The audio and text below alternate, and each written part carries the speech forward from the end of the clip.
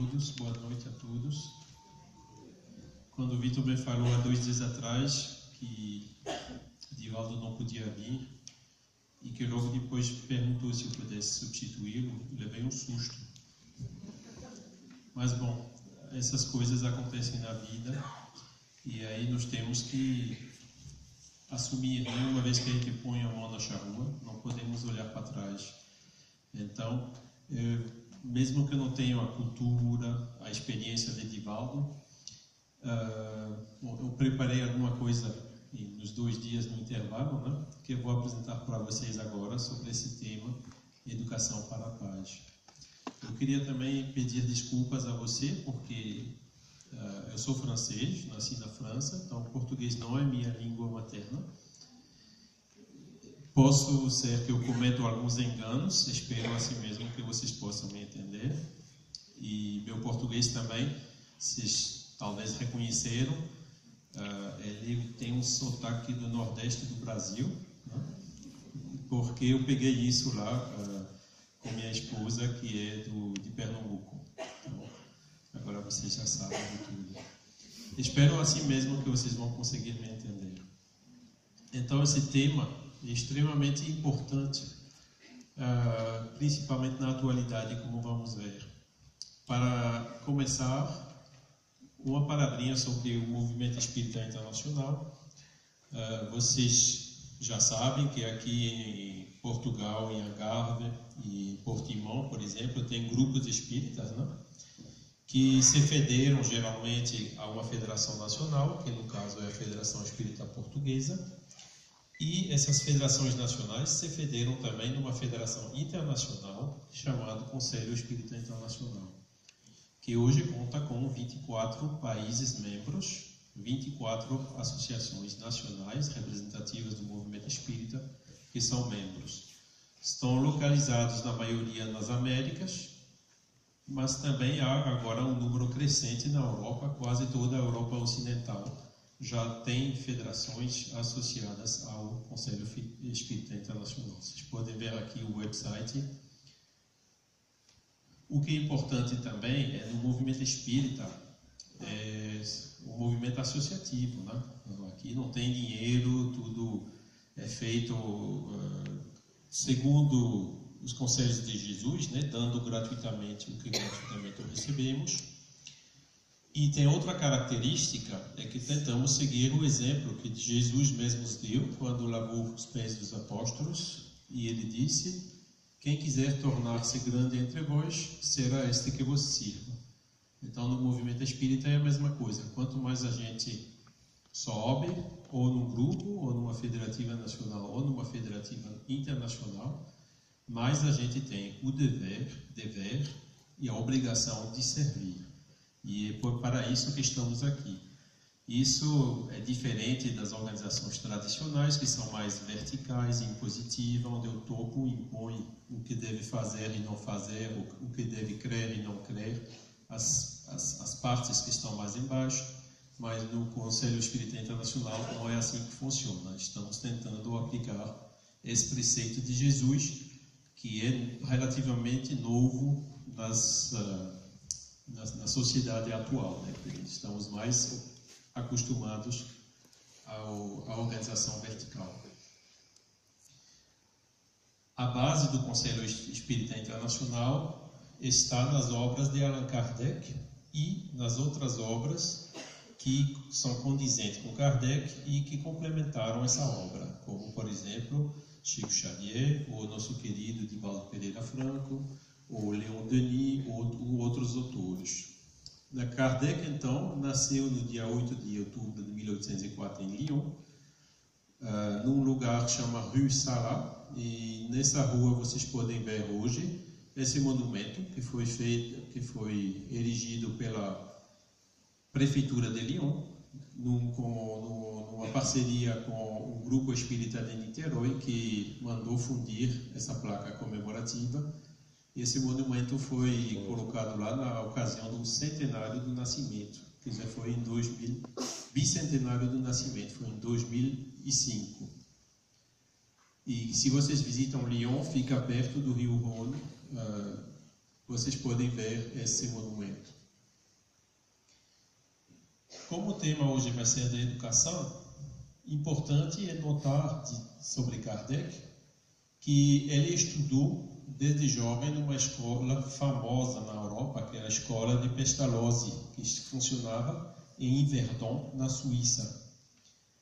E então aquela escola, pelos princípios de educação de Pestalozzi, que eram bastante avançados pela época e que ainda estão considerados hoje como referência no meio da educação, da pedagogia.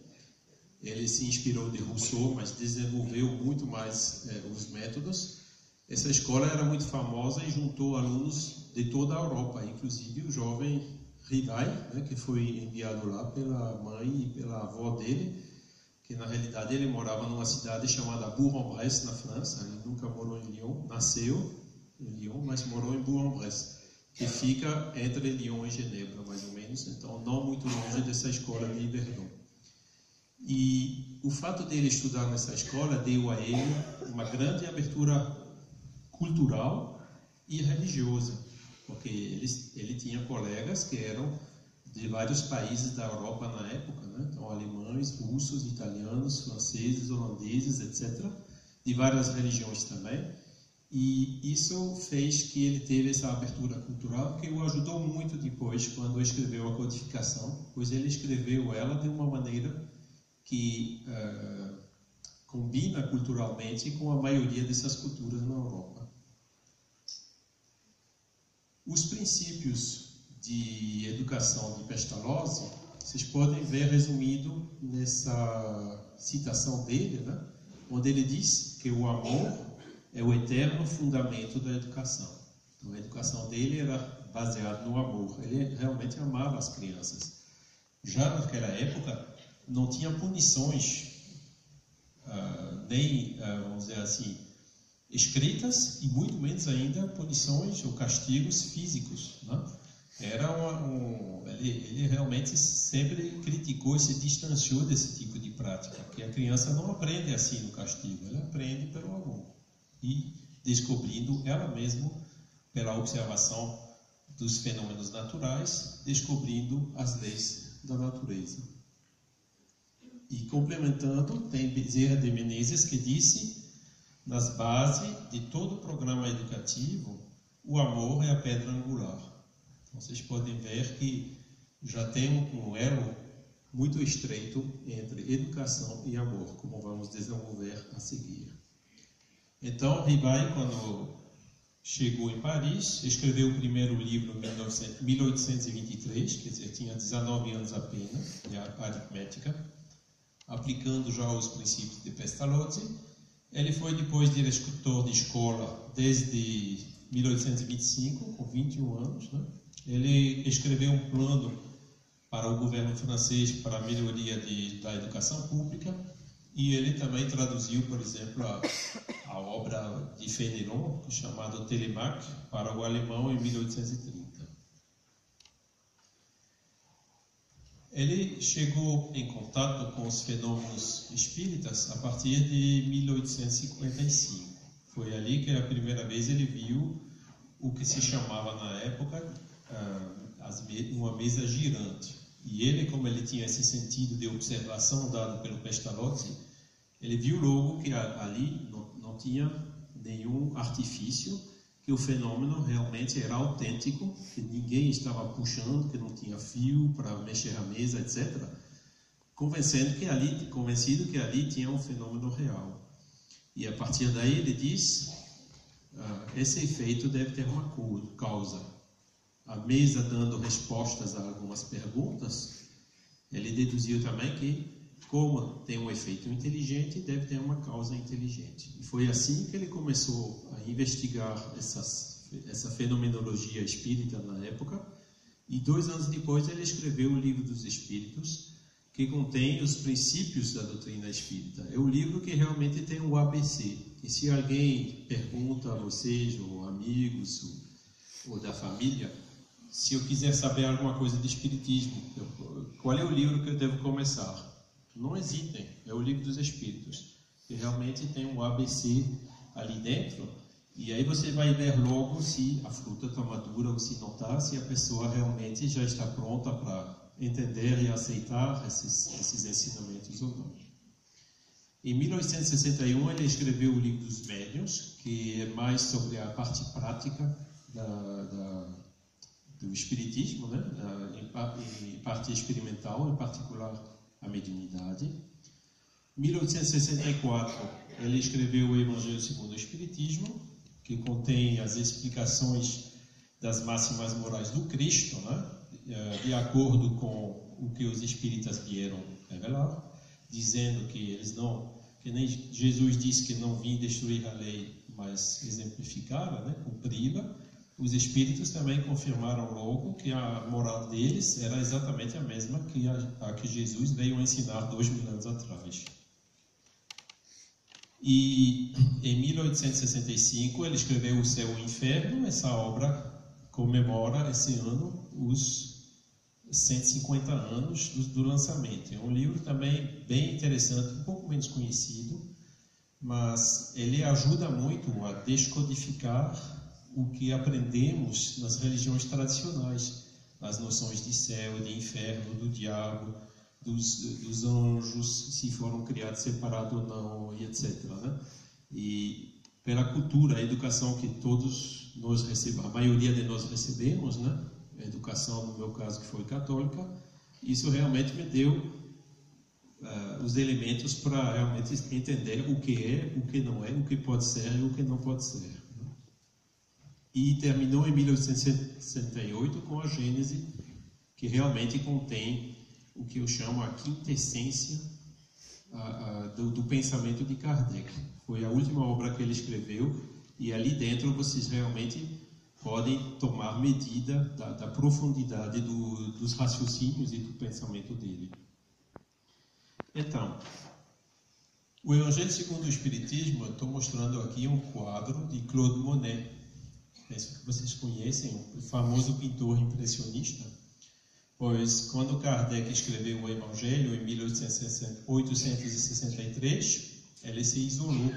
Ele foi para o que ele chamava de uma cabana, né, uma choupana, em Sainte-Adresse. Sainte-Adresse é uma cidade que fica perto de Le Havre.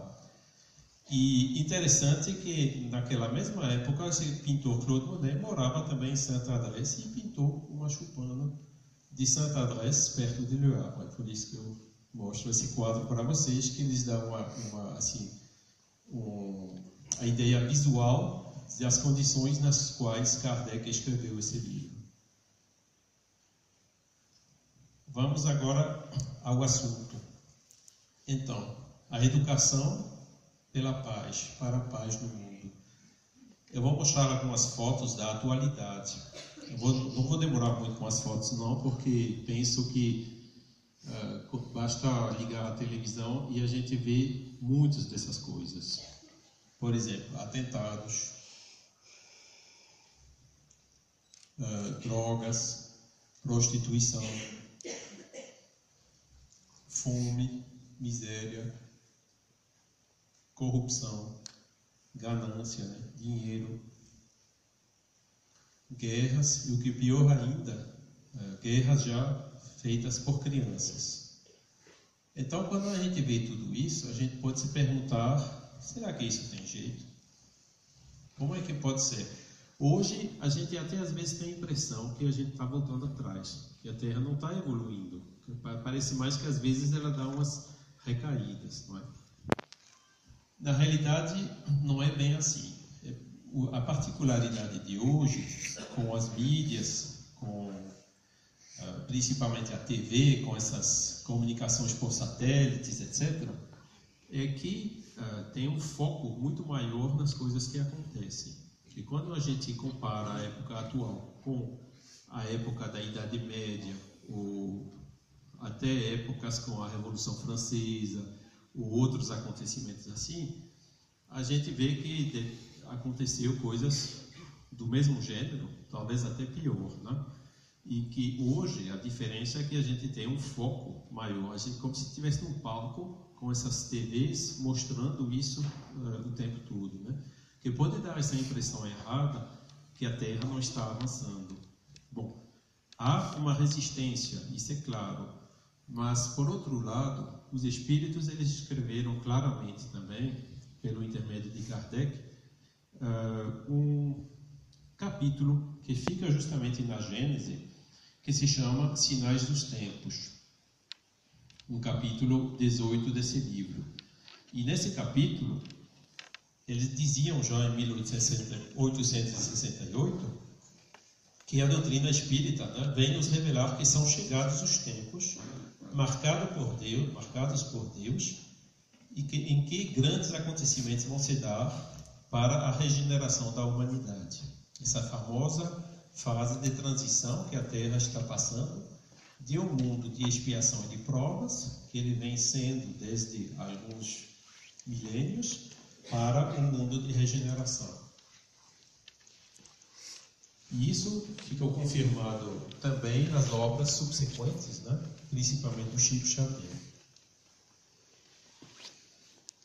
Continuando, nosso globo, como tudo que existe, está submetido à lei do progresso. Progride fisicamente pela transformação dos elementos que o compõem. Vocês podem ver aí nessa imagem a evolução bem conhecida, né, darwinista, dos primatas, né, até chegando aos homens pré-históricos, até chegando ao homem atual. E progride também moralmente pela depuração dos encarnados e desencarnados que povoam a Terra. Então, eles são claros, a Terra evolui. O que observamos, isso já tinha sido escrito também na Gênese, a humanidade tem realizado incontestáveis progressos. Na época era a locomotiva a vapor, era a telegrafia, eram essas descobertas, né? O magnetismo, a eletricidade. Hoje vocês podem ver na ciência, no ADN, na conquista do espaço e também no bem-estar material, que há progressos indiscutíveis. Mas eles também avisaram que resta um grande progresso a realizar. É o de fazerem que entre si, entre os homens, né, reine a caridade, a fraternidade, a solidariedade, que eles assegurem um bem-estar moral, em outras palavras, a paz. Já encontramos aqui a palavra no título dessa apresentação. E já não é somente desenvolver a inteligência que os homens necessitam, mas de elevar o sentimento. Vocês veem a diferença entre inteligência e sentimento. A evolução intelectual progrediu muito. A evolução de sentimento ou moral ainda está um pouco atrasada com relação a isso. Mas como também diz claramente no Livro dos Espíritos, a evolução intelectual sempre vai ser seguida pela evolução moral, como veremos mais adiante. A época atual é de transição, como eu falei, né? A Terra, no dizer dos Espíritas, não terá de transformar-se por meio de um cataclismo que aniquile de súbito uma geração. Então, no Espiritismo não há essa coisa de milenarismo, não há essa coisa de fim de mundo, não há essa coisa de terremoto, de coisas assim. Não é assim que vai acontecer, não. A atual desaparecerá gradualmente e a nova lhe sucederá de mesmo modo, sem que haja mudança alguma na ordem natural das coisas. Significa que as coisas vão acontecendo de uma maneira contínua e progressiva, e não de uma maneira súbita, né? Que a natureza não dá saltos, né? Como dizia um cientista renomado. A geração que desaparece levará consigo seus erros, prejuízos, e a geração que surge, dotada de inteligência e razão precoces, junto ao sentimento inato do bem e às crenças espiritualistas, conduzirão ao progresso moral da humanidade. Vocês podem ver aqui, fala de inteligência e fala também de crenças espiritualistas. E isso é justamente uma das dificuldades que tem hoje no mundo, mas que está agora mudando, é que a ciência usa um paradigma materialista. E a ciência tem alguma resistência ainda a admitir um paradigma ou um modelo materialista, como veremos adiante. em cada criança que nascer, participantes da nova geração, em vez de um espírito atrasado e inclinado ao mal, que antes nela encarnaria, virá um espírito mais adiantado e propenso ao bem. Isso se dá justamente por essa transmigração de espíritos de um planeta para o outro. Como aconteceu, o Emmanuel conta isso muito bem no livro de Chico Xavier, que chama A Caminho da Luz. Eu penso que vocês têm esse livro aqui também. Que na época vieram espíritos de um planeta mais avançado que a Terra, para justamente acelerar esse desenvolvimento da Terra. E esses espíritos que vieram deixaram marcas bem claras. Vocês veem as pirâmides do Egito, a cultura grega, vocês veem os Vedas, né? Esses livros que têm vários milênios, e a Atlântida, todas essas coisas, essa sabedoria, essa ciência que esses espíritos vieram trazer. Hoje, com certeza, eles já voltaram de novo para um planeta mais avançado. E o que está acontecendo hoje na Terra, segundo os dizeres dos espíritos daqui, é que vem espírito mais evoluído, também de um planeta mais evoluído que a Terra, se encarnar progressivamente em número crescente aqui na Terra. Hoje se fala de crianças índico, se fala de essa nova geração, que são sinais disso que está acontecendo. E aí chega esse papel fundamental da educação. Quando a gente olha esses problemas do momento atual, eles se resumem numa questão de caráter. E é só pela educação que podem ser solucionados. Vamos ver o que Kardec falava da educação. Ele falava exatamente que é pela educação, mais do que pela instrução, que se transformará a humanidade. E vamos ver daqui a pouco a diferença entre a palavra educação e instrução. Ele continua no Livro dos Espíritos, questão 917, não por essa educação que tende a fazer homens instruídos, falando somente na inteligência, mas pela que tende a fazer homens de bem, aquela que fala também ao coração. A educação convenientemente entendida constitui a chave do progresso moral. Vocês veem aqui a experiência do educador que confirmou isso no Livro dos Espíritos, aquele comentário anotado. Então, qual é a diferença entre educação e instrução? A educação inclui a instrução, mas a instrução pode existir sem a educação. Instruir é ilustrar a mente com certa soma de conhecimentos sobre um ou vários ramos científicos, ou seja, a instrução fala a inteligência. E educar é desenvolver os poderes do espírito, não só pela aquisição de saber, como especialmente na formação e consolidação do caráter. Fazer pessoas que têm caráter bom, pessoas de bem.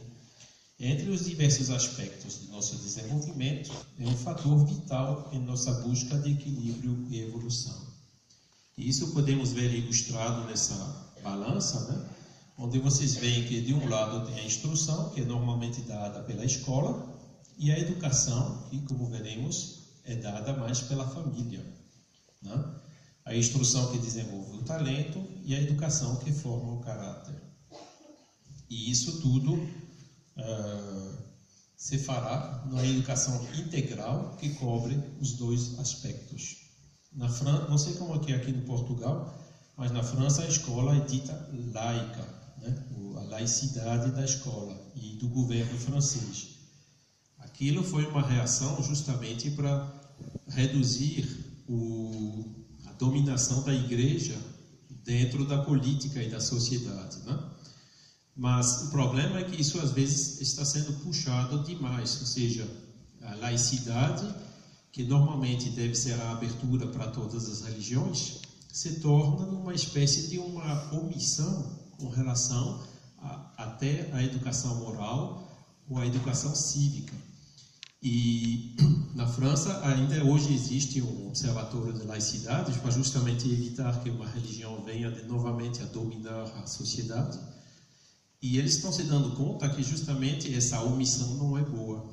E houve algumas reações depois desses atentados que ocorriam no início do ano, né, com aqueles atentados contra os jornalistas do Charlie Hebdo, e onde eles dizem que realmente a escola tem que recomeçar a fazer a educação cívica, né, e fazer também ensinar na escola alguns princípios morais universais. E nós vamos desenvolver isso também um pouco a seguir. Então, a educação na proposta espírita é a seguinte, né? O espiritismo visa a educação integral do ser humano, ou seja, instrução e educação. Isso é uma coisa. O outro aspecto do espiritismo é que, do ponto de vista espírita, a educação não começa no berço e não termina no túmulo, mas antecede ao nascimento e sucede à morte do corpo físico, né? Graças à lei da reencarnação, né, que ficou demonstrada também nos princípios espíritas, ou seja, o espírito que se reencarna numa criança já vem com a bagagem das vidas passadas, aprende dessa encarnação e leva esses aprendizados também depois da desencarnação, no intervalo até a próxima reencarnação. Então, tem uma visão muito mais ampla da educação no tempo. E na proposta espírita para a educação, o desenvolvimento do espírito, através das vidas sucessivas, é visto como um curso escolar, como se cada vida fosse uma classe, né? Uma escola onde as almas se matriculam na encarnação para seu aperfeiçoamento. Então, a educação na proposta espírita procura proporcionar à criança o estudo das leis naturais que regem o universo, né? Vocês têm essas leis naturais explicadas, detalhadas no Livro dos Espíritos, incluindo o que é Deus, incluindo as origens, incluindo o mundo espiritual, o mundo material, incluindo a reencarnação, etc. Enfim, todos esses princípios básicos que permitem entender essas leis da natureza. Da natureza, a origem e destino dos espíritos e as relações dos espíritos com o mundo corporal, pelo que a gente chama de mediunidade, mas que também existe pela influência, né, a voz da consciência. Tudo isso são manifestações das influências dos espíritos sobre nós. Então, oferecer à criança também a oportunidade de perceber-se como um ser integral, ou seja, que tem um corpo físico, que tem um espírito, um aspecto espiritual, que também tem características psicológicas e que vive também na sociedade. Herdeiro de si mesmo, porque nós somos o que plantamos ontem e nós recolheremos amanhã o que plantamos hoje, ou seja, nós herdemos o que nós mesmos fazemos em virtude do nosso livre-arbítrio, ponto extremamente importante justamente na educação. Participativo, porque estamos vivendo em sociedade, temos o dever de nos ajudar uns aos outros, né? O mais forte tem que ajudar o mais fraco, o mais inteligente tem que orientar o menos inteligente.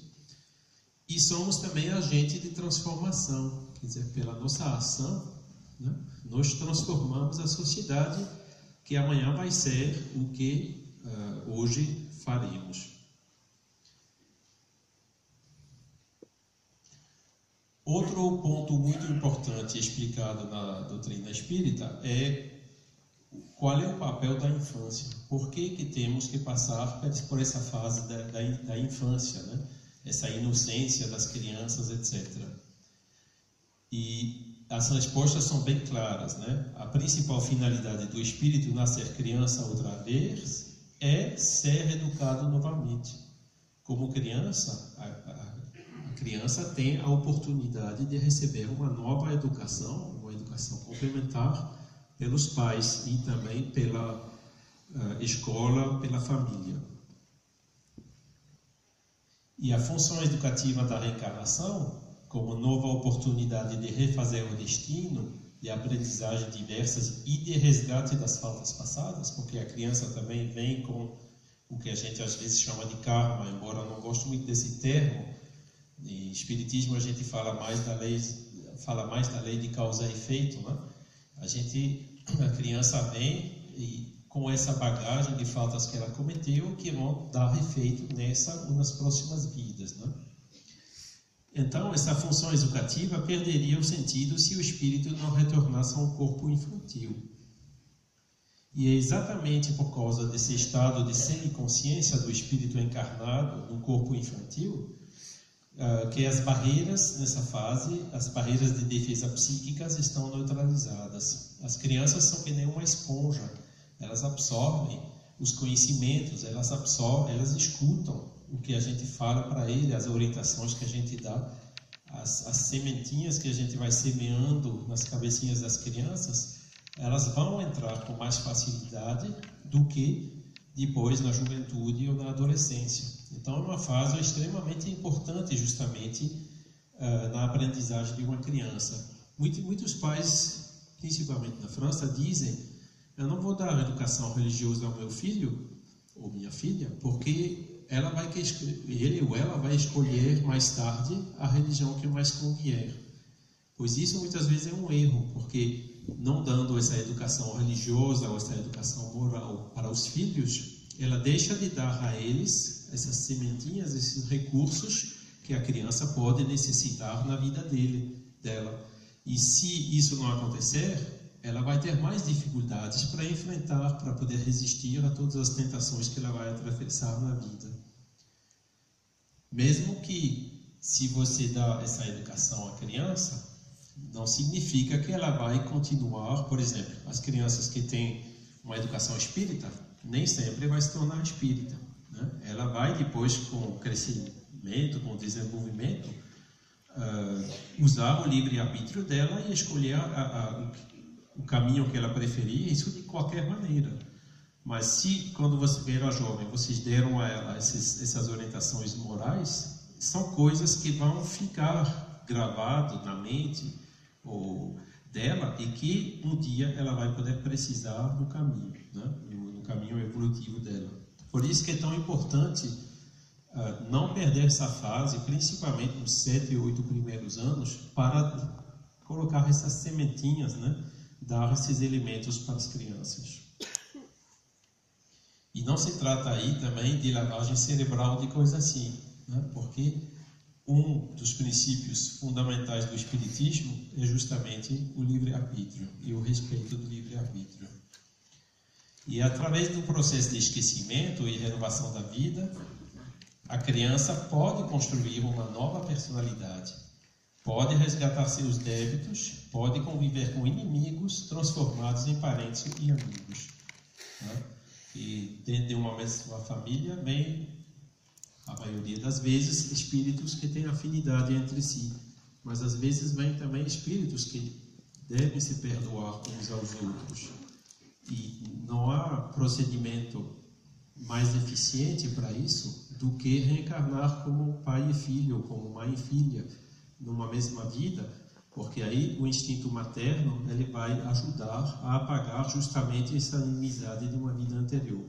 Aqui também nem sempre dá certo. Vocês certamente conhecem exemplo em torno de vocês onde não deu muito certo, né? Que essa inimizade às vezes fica voltando à toa, né? Voltando à tona, desculpe, né? E depois dá dificuldades de relacionamento dentro da própria família, né? Mas talvez numa outra vida acabará dando certo, né? Hoje, a criança que depois reconhece no pai ou na mãe um inimigo que passou a vida cuidando dela e tudo, terá depois muito mais facilidade para perdoar, não é? E é assim que que as coisas se processam, e essa fase de infância, também a fase de esquecimento, são extremamente úteis para isso. E as impressões positivas, aqui estou acrescentando, ou negativas, que a criança recebe durante a infância, são determinantes em sua existência atual e até em próximas vidas, né? E aqui, bom, as imagens talvez são... Eu queria mudar essa imagem para colocar uma mais suave. Por exemplo, uma criança que joga videogame, um jogo assim com armas, né, virtual. A gente pensa que, bom, é uma fase que tem que passar por isso e tudo, mas muitas vezes esses jogos de violência não são bons pelas crianças. Isso fica marcado depois na mente delas, e aquelas que justamente não têm os recursos depois para bem fazer a diferença entre o mundo virtual e o mundo real, podem, por causa disso, né, cair em deslizes bastante graves, né? Influências que podem ser determinantes nesta vida e até nas próximas vidas.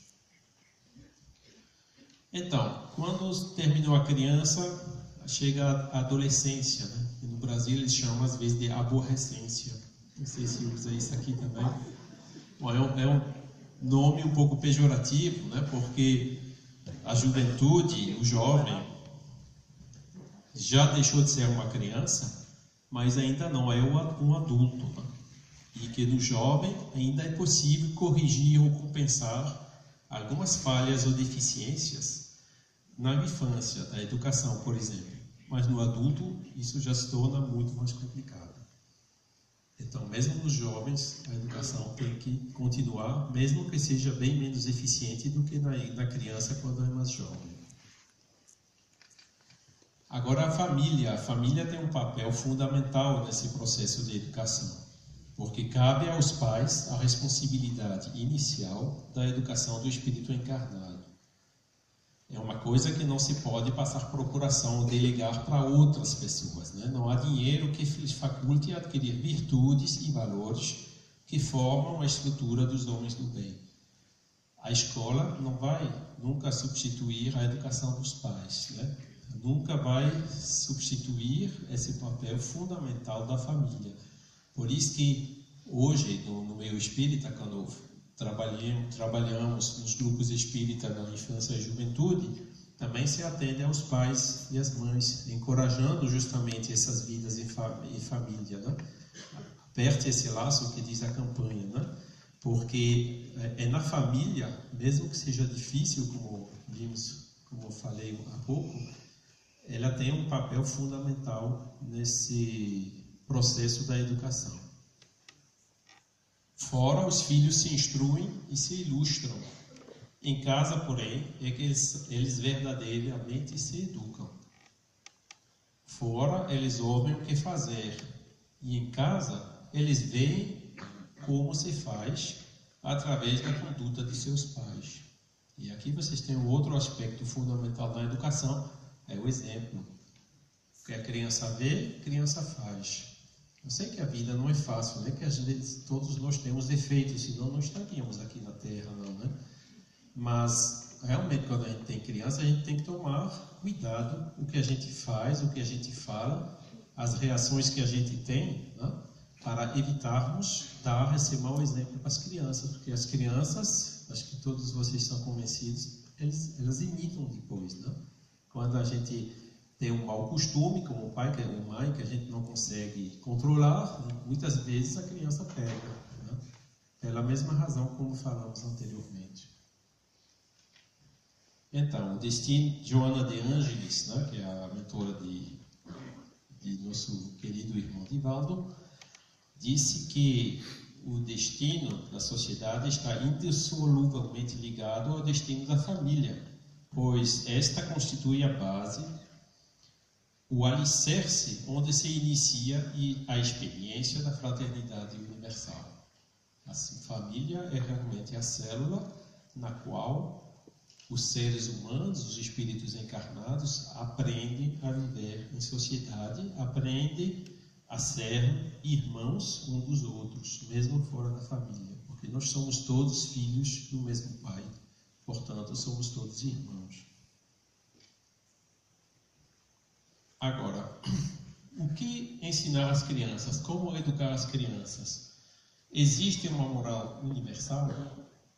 E aí foi que Kardec teve também um papel extremamente importante, porque ele introduziu o que chamamos de fé raciocinada, colocando na capa do Evangelho segundo o Espiritismo essa citação: fé inabalável só é a que pode encarar frente a frente a razão em todas as épocas da humanidade. Vocês veem que aqui se convida a crer o que entendemos, o que fica em conformidade com a nossa razão. Isso difere completamente da maneira dogmática, dos dogmas, né, usados pelas religiões tradicionais. Tem dogmas, por exemplo, na religião católica, que dizem o que devemos crer isso, aquilo, né? O dogma da virgindade de Maria, o dogma da infalibilidade papal. É assim, não se questiona, tem que se crer, porque está dizendo que é assim. Aqui não. O Espiritismo entende primeiro, né? E só depois a gente crê de acordo com o nosso livre-arbítrio, né? Da fé cega converteu-se para a fé raciocinada. Fé cega, vocês podem ver que apresenta alguns perigos, né? Por exemplo, de transformar-se em fanatismo, né? Que justamente é uma coisa que fica na fonte desses atentados e dessa falta de paz que temos pelo mundo. E então, essa fé é baseada principalmente no Livro dos Espíritos, na terceira parte, que se chama das leis morais. Vocês têm nessa terceira parte do Livro dos Espíritas todas essas leis de liberdade, de igualdade, de justiça, de reprodução, de destruição, etc., né? De justiça, amor e caridade, explicadas mas com raciocínios lógicos, né? Que todos nós podemos analisar e aceitar. E também tem no Evangelho segundo o Espiritismo o desenvolvimento das máximas morais dadas por Jesus e explicadas por Kardec e por comunicações dos Espíritos, que deixam elas bem claras e que dão o sentido verdadeiro delas. E eu fiquei muito emocionado quando estive viajando na Finlândia e uma senhora finlandesa que passou por uma depressão severa e quase chegou ao suicídio, conseguiu ler o Evangelho segundo o Espiritismo, que agora existe em finlandês, e ela me disse assim, olha, eu fui educada católica, mas só depois de ler esse livro, o Evangelho segundo o Espiritismo, é que eu consegui entender quem era Jesus e o que ele fala nos Evangelhos. Então, isso só faz confirmar o que a gente vê às vezes, não sei se existe isso aqui, mas no Brasil uma campanha que diz: leia Kardec para entender Jesus, né? É realmente para colocar esses ensinos morais que são lindos do Evangelho, né, de acordo com a razão, para a gente poder entendê-los de uma maneira clara e racional. Então, isso dá uma base muito sólida para transmitir esses valores para as crianças, porque a gente vai ensinar a eles já com esses argumentos de uma maneira que eles podem entender, né, progressivamente de acordo com a idade. Outro exemplo de moral universal. Eu tive a felicidade de poder participar no ano 2000, vocês podem ver aqui junto com o Divaldo, com o Nestor Mazotti, com o Juvanir e com Altivo Ferreira, que era da Federação Brasileira, num encontro na ONU, em Nova York, que foi um encontro mundial para a paz do milênio. Foi no ano 2000, vocês podem ver aqui o plenário do ONU com todos esses líderes religiosos que eram reunidos lá, eram representantes de mais de 300 movimentos religiosos existentes no mundo. E o que isso deu? Deu o que eles chamaram de tratado, né, pela paz global no mundo. E esse tratado foi assinado, né, vocês veem, 28 a 31 de agosto de 2000, por todos esses representantes religiosos, menos 2. E os 2 que não assinaram foram por razões políticas. De memória, acho que os chineses não assinaram porque os tibetanos assinaram, alguma coisa assim. Mas isso significa que, sobre os pontos fundamentais que estão nesse tratado, que são princípios como educação, como proteção da natureza, como trabalhar para terminar as guerras, todas as religiões concordam. Né? Então, fica difícil entender por que tem tanto problema entre as religiões. Pois os problemas, quando a gente analisa, vêm de todos os artifícios que foram introduzidos posteriormente pelos homens. Mas no início da revelação de cada uma dessas religiões, realmente nos pontos fundamentais, a maioria delas concordam. Que Jesus nunca disse que tinha que ter papa, que os padres não podiam casar, nunca disse que devia fazer igreja. Tudo isso foi introduzido depois pelo homem. E é isso geralmente, os círculos de influências e também os aspectos financeiros e de dominação que fazem as divisões entre as religiões. Mas esse tratado mostra realmente que existe uma moral universal, neutra, que pode ser ensinada mesmo por um governo baseado na laicidade, como é o caso da França.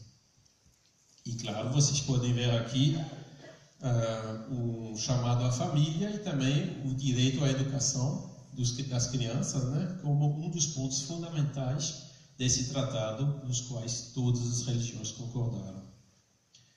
Outra coisa interessante que aconteceu recentemente é a ciência. A ciência, aos pouquinhos, está mudando. Está passando de um paradigma materialista para um paradigma espiritualista. E foi mais ou menos há um ano que vários cientistas, incluindo o Dr. Mario Beauregard, incluindo Gary Schwartz, né, incluindo também Alexandre Moreira Almeida do Brasil, que vocês talvez conhecem, eles redigiram um manifesto pela ciência pós-materialista. E eu estou colocando aqui para vocês, openscience.org.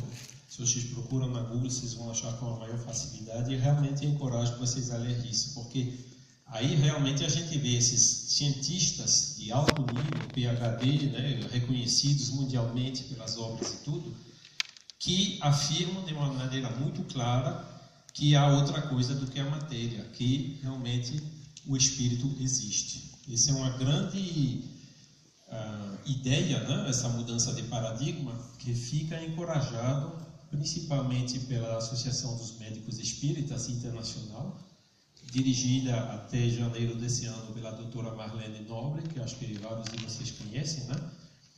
E ela realmente pregava essa mudança de paradigma na área médica, né? Que o médico ele tinha que cuidar das pessoas, não somente do corpo, mas também a pessoa de maneira integral, né? Com o ser bio, socio, psico, espiritual. E vocês podem ver aqui que tudo isso é condizente com os princípios de metodologia científica, né? Que foram enunciados por esse professor Thomas Kuhn, muito conhecido, né? Que fala das diferentes etapas, né, da ciência normal. Depois o modelo está começando a ter algumas anomalias, né? Depois tem uma crise do modelo, depois tem uma revolução do modelo e depois tem uma mudança de paradigma. E hoje, esse ciclo aconteceu quando você passou de Newton para Einstein, né? Ou quando você passou, por exemplo, também para a mecânica quântica, né?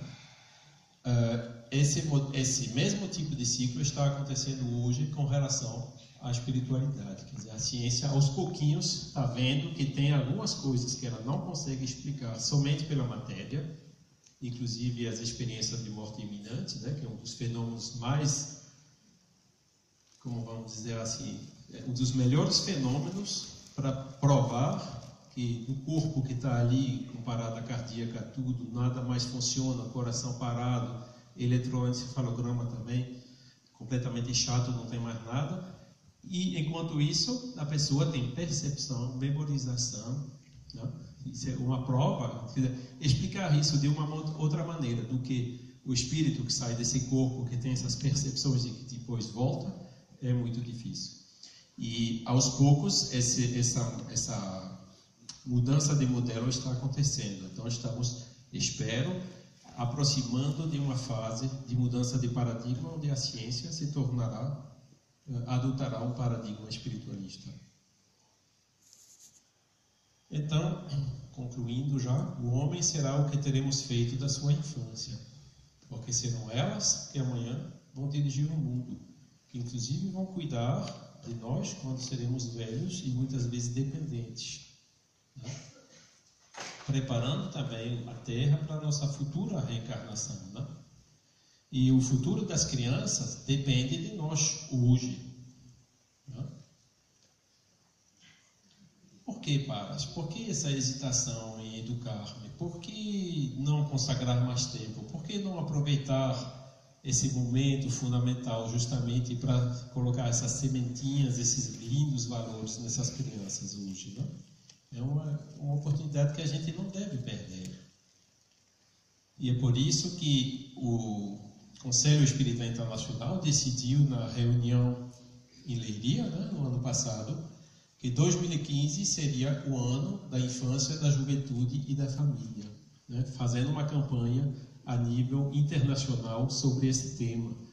E, inclusive, tem vários encontros que estão programados, um deles sendo daqui no mês de junho, em Dublin, na Irlanda, onde haverá uma reunião de evangelizadores da Europa, inclusive também atividades com crianças, em paralelo com a reunião. É por isso também que o SEI lançou uma campanha a nível internacional sobre amor à vida. Penso que vocês conhecem bem esses cartazes, né, que foram concebidos e feitos aqui em Portugal e que hoje estão sendo utilizados e admirados pelo mundo todo, né? Já estão traduzidos em 6, 7, 8 línguas diferentes, né? Inclusive em finlandês, né, que eu vi recentemente no início desse ano na Finlândia. E vocês veem que esses comunicamos justamente sobre essa educação da criança, a lealdade em termos de família, sobre o respeito à vida, né? Evitar a eutanásia, esse tipo de coisa, né? Mas cada vez com mensagens positivas. E outra série de afiches é sobre amar o próximo, né? Questão de aprendizagem, vocês podem ver aqui também esse tema da educação. E cada vez vocês têm aqui um pequeno texto de Joana de Ângeles, ilustrando justamente o cartaz, e que agora deu também um pequeno livro, né, que foi editado pela Federação Espírita Portuguesa, onde vocês têm até um desenvolvimento de 3, 4 páginas sobre cada uma dessas citações. E tudo isso sobre o respeito e a defesa da vida. Isso também vai ser o tema do próximo Congresso Espírita Mundial, que vai ser o 8º em Lisboa, né? Em 7, 8, 9 de outubro de 2016, no ano que vem.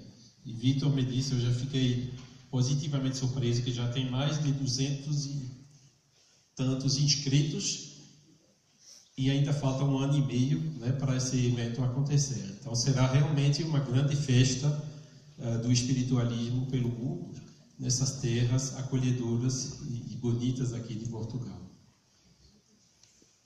Então, concluindo, falei do Einstein há pouco, né, da relatividade.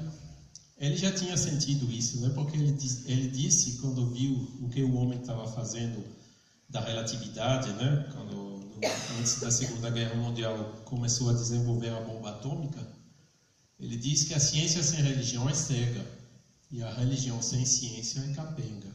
Então, tem que unir os dois, fazer religião com ciência, fé raciocinada, e tem que fazer também ciência com religião, ou seja, com ética, né? Utilizar a tecnologia para o bem, para o progresso, mais do que pelo dinheiro ou pela dominação. O Espiritismo não diz, creiam primeiro e vocês entenderão depois, se puderem, mas compreendam primeiro e vocês crerão depois, se quiserem. mais uma vez, fé raciocinada e livre-arbítrio de cada um. A fruta que está madura vai entender, compreender e aplicar os ensinamentos.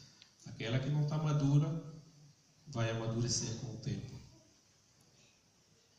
Então, importante esse trabalho de unificação dentro do movimento espírita, porque o trabalho é sem fim. Nós temos, né, no movimento espírita, a gente nunca... Vocês veem, eu não estava pensando em estar aqui hoje, mas essas coisas acontecem. Eu soube 2 dias antes que, bom, eu estive aqui fazendo o melhor, espero que consegui passar a mensagem para vocês. O SEI precisa de colaboração e de esforços. Nós temos ainda que traduzir o Livro dos Espíritos, esse livro de Kardec, para o chinês, o russo está feito já, o russo. Precisamos agora achar meio de divulgação o mercado russo é um pouco complicado também para se vender livro lá. Mas para o chinês e para o árabe são as 2 prioridades que temos hoje, né, para poder levar esses ensinamentos também para esses povos. E termino com as 3 bandeiras do Espiritismo, que são trabalho, solidariedade e tolerância, a reforma íntima, porque nós temos que nos reformar e pela nossa reforma acaba reformando toda a sociedade, que é composta justamente de todos os indivíduos, e o lema de Kardec, que é fora da caridade não há salvação. Então, muito obrigado pela sua atenção, pelo seu tempo, e ainda peço desculpas pelas eventuais falhas que possam acontecer, e também por não ter a experiência e a eloquência e a capacidade de poder terminar por essas lindas preces que Divaldo nos faz sempre no final das conferências deles, né? E aproveito aqui também para me juntar a Vitor, né, que pediu a vocês as vibrações por ele, né, porque ele ainda se encontra um pouco debilitado de saúde. Vai acontecer o que Deus quiser, de qualquer maneira, mas com o nosso esforço, com nossos pensamentos positivos, nós podemos trazer alívio e fazer de maneira que depois o melhor aconteça para ele. Muito obrigado.